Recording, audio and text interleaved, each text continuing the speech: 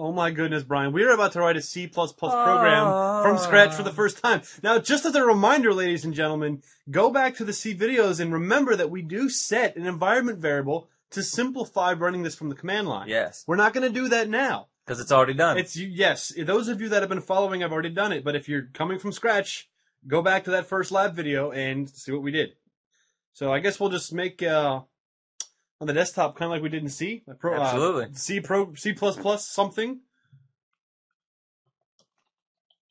Awesomeness.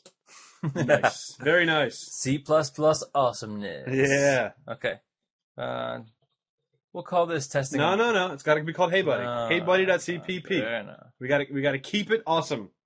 If you're gonna put it in a folder called C++ awesomeness, it better be awesome. It should. And do naturally, that. as you can Yeah.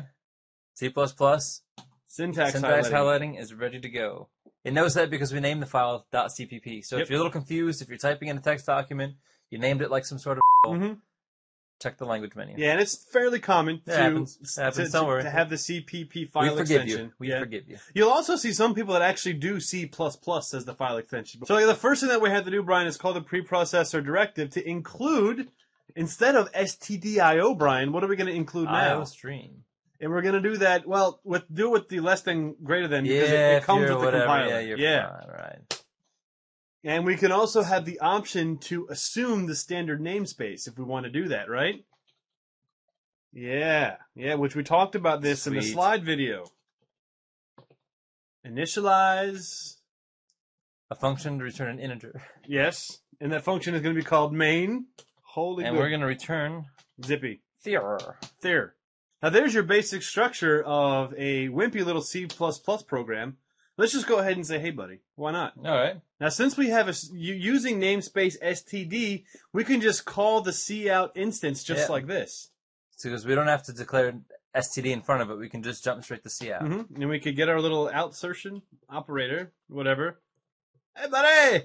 That's a very excited hey, buddy. Yeah, it is. It is. And then I'm going to go old school like that. Yeah, nice. Just for fun. Nice. All right, Brian, let's compile and run this sucker. All right. So we're going to go to start command prompt. Yes. And then we're going to go to, well, I guess it doesn't really matter. We're going to go to the path where we have this thing. Yeah.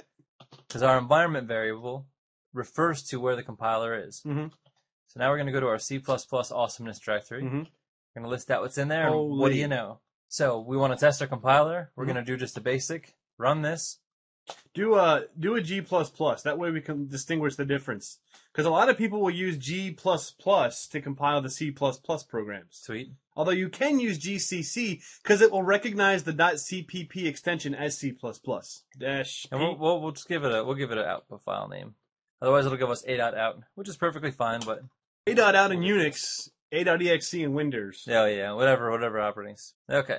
Now we just want to see if this works and hey, boom! Hey, buddy! Hey!